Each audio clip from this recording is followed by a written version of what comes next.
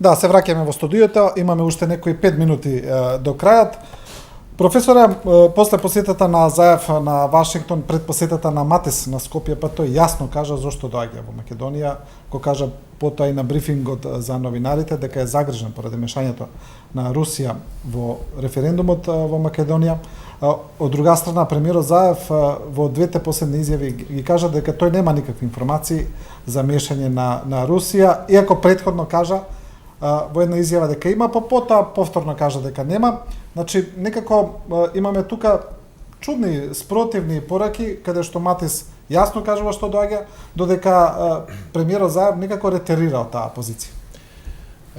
Не, Матис и целокупната администрација во Соединетите Американски држави имаат едно видување, еден став за нивните односи со Русија и за нивното влијание на Балканот и американското и руското, меѓутоа кај нас состојбата е многу поразлична. Прво, Република Македонија нема историски врски со Руската Федерација. Наназад погледнато, ние 25 години се стремиме кон Запад. Со Русија речиси и да немаме контакти. Нити економски, нити културни, нити или тие се на едно минимално ниво за разлика од контактите што ги имаме со другите држави. Мислам дека до овој момент, барем во оваа фаза на референдумот, тоа што е видливо и што може да се прочита во медиумите е дека Руската Федерација се држи на страна во најголем дел од севова. Има некои маргиналци во Република Македонија кои што се представуваат како поддржани од Русија и така натаму, меѓутоа тие се, јас очекувам да бидат беззначајни во фазата на изјаснувањето на граѓаните.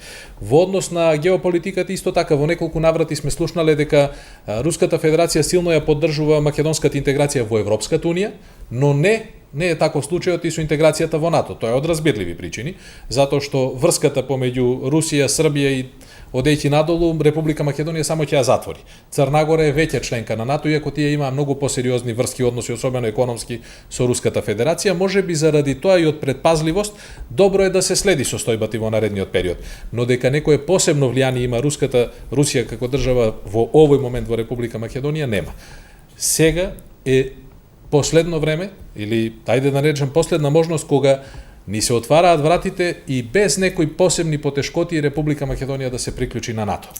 И при тоа да си ја обезбедиме еднаш за секогаш нашата безбедност или оние отворени прашања што ќе останат на Балканот, а тоа се односите помеѓу Србија и Косово, евентуалното решавање на статусот на Босна и така натаму. Ние со членството во НАТО ќе можеме да се посветиме на многу други прашања, растеретени од дел од тие прашања, ќе започнеме посериозно и во процесот на преговори со Европската унија.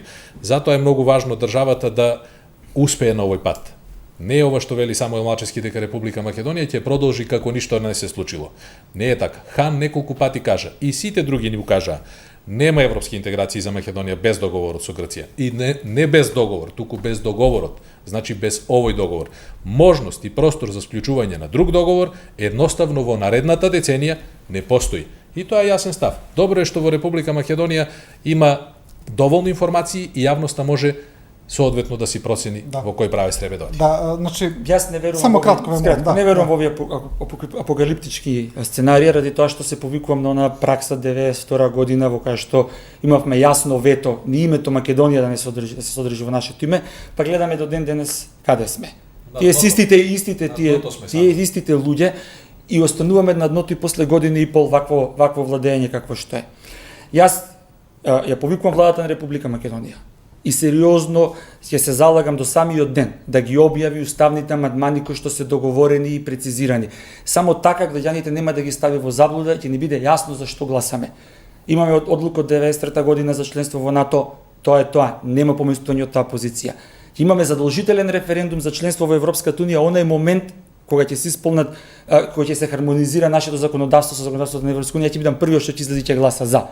Во овој момент, со еден ваква нејасна спогодба или договор, во момент кога ние немаме уставни амандмани кои што се договорени ин тото во целост, значи веќе се договорени уставните амандмани, народот се става во заблуда и тоа не смее да се случи. Мора да знаат зашто да гласат на 30 септември. Значи не истече времето, Ангелов, само кратко бевте и во кабинетот на министрот Спасовски, сите овие релации геополитички кои се прекршуваат во Македонија, ќе биде ли безбедно до референдумот и потоа? Ќе биде безбедно. Јавното влијание, легалното влијание на Русија сметам дека е мало, но се зборува за некакви црни пари кои што се дадени на дел од челниците на Бојкотирам. Нешто на што верувам дека ќе се работи во следниот период.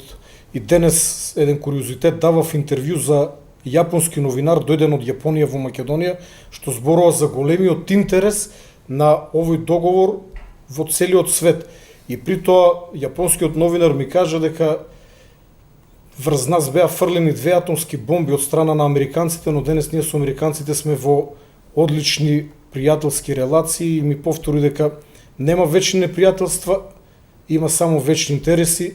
Еден ден верувам дека и нашата држава Македонија со Грција ќе ги нормализира односите и ќе ги надминеме сите непријателства. Да, господа, ви благодарам на сите за учеството во емисијата, а вие, почитувани гледачи, следевте уште една анализа на Телевизија 24. Останете во добро здравје и се разбира со нашата програма.